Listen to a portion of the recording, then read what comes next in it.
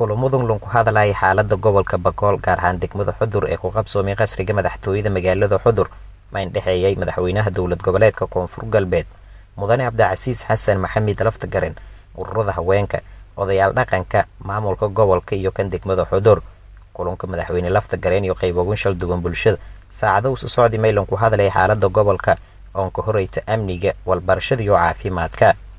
qaar ku mid ah ku qaybgalayaalka kulamada iyo madaxweynahan kuma hadnagay mashaariicda horumarineed ee uu ku hirgeliyay magaalada madaxda gobolka Bakool ee degmada Xudur maydhinaga kale iyo tilmaamena intii muhiim ah tantii ku wada shaqeey sidii maleeshiyada arxanka daran ee al-shabaab ku horseeda lahay dhibaatadii ka hayta shacabka oo dhammaan wadooyinkii hagalay degmada Xudur iyo go'doomiyeen dhambaal hambaliye iyo boogaadin iyo jeediyeen madaxweynaha ku qaybgalayaalka kulamada sidii lahan afjar lahay khilaafkii indhaxay ra'iisul wasaaraha dalka iyo madaxweynaha jamhuuriyadda madaxweynaha dowlad goboleedka Koonfur Galbeed Mudane Cabdicasiis Xasan Maxamed Laftagaren ayaa ku qaybgalayaalka kulamadan kuma hadnagay dadaaladii oo ka jiran sidii ka adeega lahaayeen shacabka ka nool degmada Xudur ee gobolka Bakool ma yuusu xusay anti dowlad goboleedka Koonfur Galbeed ee uu soo hogaamiyo dadaalka biyayta sidii la furo lahay wadooyinka iyo go'doomiyeen maleeshiyada argagixisada al-shabaab sidan ka dhownan bilaawada doonaan howlgalo la ka bacsado dagaalamiyaalka argagixisada ee al-shabaab gudoomiyaha maamulka gobolka Bakool Shiine Macalin Nuur oo ku qaybgalay kulamadaas ku hadalay xaaladda gobolka iyo kan degmada Xudur iyo markii dhamaaday warbaahinta dawladdan ku warbi waliyabo diirada laga saaray wali sharafiin madaxweynaha Koonfur Galbeed oo ka sugan caasimada gobolka Bakool degmada Xudur runtii wali farxad ningaha uu ku kulamadii oo kordhi oo macnaha kulamadaas oo madaxweynaha la weeldaday ururada bulshada oo aan ka horeeyeen maamulka heer gobol iyo macnaha degmooyinka oo degmo la qaabilay sida Xudur Tiyeglow Rabdhuure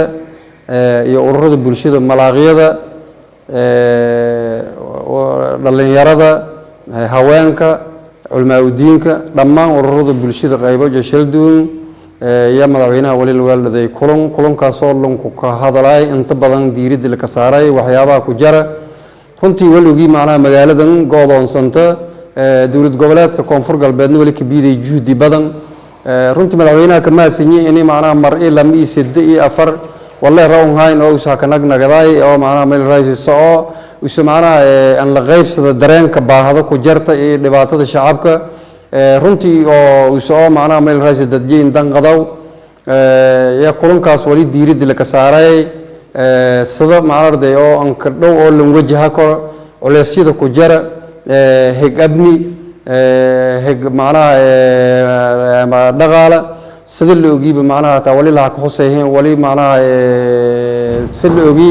afarsan oo buushintii tumishantii balaha tan ka qaatay maamulkii oo degmada Xudur waliba rajayna insha Allah waqtiyada fuudahani foodle in hataa maamulkaasi dib yag leela doona laakiin hatta si hayaal nimankii oo macna maamulka oo hatta ku jari degmada Xudur sida Tiyeglow oo kala Rabdhuure oo kala kulamadaasi wali la ku qaaday gaababka iyo naytawii nabadgelyadii gaabkii macnaarday oo xaalado oo wali la ku qaaday oo macna dadkii oo ku barakacay oo ka suganay degmada Xudur iyo sidii macnaha nololiyo iyo xaaladoojo runtii macnaha madaxweynaha iyadan maasinyi wali madaxweynaha kulli mudinya runtii in macnaarday meel raayis waa lan ku danqado hay dadjey runtii aragaw waxyaabaha ku jira dhibaatadana la qaybsado macnaha dadjey iyadan maasinyi kulamadaasi oo dhammaan heer gobol degmooyinka Xudur Rabdhuure Tiyeglow culmaadiinka odayaasha dhaqanka haweenka dhammaan kulamadaasi waliha ka dhamaadeena is afgarad iyo siguule madaxweynaha dowlad goboleedka Koonfur Galbeed Mudane Cabdicasiis Xasan Maxamed Laftagaren oo maalmoon ka sugan magaalada madaxda gobolka Bakool ee degmada Xudur ma isu wada kulamo shal duwan oo soo weeldahay qaybo shal duwan bulshada taasoo su'aal ku ogaadahay baahiyo ku jira degmada Xudur ee gobolka Bakool sida dowlad goboleedka Koonfur Galbeed dadaalanka biid sidii bulshada ku qabtir lahay baahiyoogaas Faisal Maxamed Isaaq TV-ga iyo raadiyaha Koonfur Galbeed degmada Xudur.